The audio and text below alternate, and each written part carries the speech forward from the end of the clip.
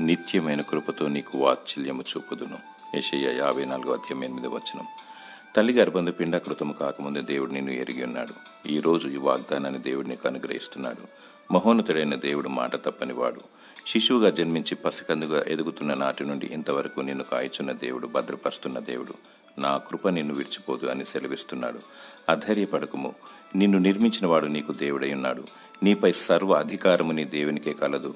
మనుషులు వట్టి ఊపిరిని పోలి ఉన్నారు. మనుష్య చోరులు నిన్ను అపహరించాలని, హతమార్చాలని యోచన కలిగి ఉన్నారు. నీ శత్రువులను ప్రేమించుము, క్షమించుము, ప్రార్థించుము, వారిని దీవించుము.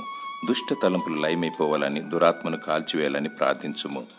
సత్యమైన దట్టిని కట్టుకో, విశ్వాసమైన డాల్ను పట్టుకో, నీతి అయిన మైమరు తొడుగుకో.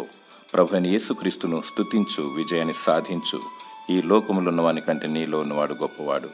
నీతో వాదించు వారు మాయమై నశించిపోదురు. దేవుడు తన కనుపాప వలె నిన్ను కాపాడునుగాక. ఆమేన్.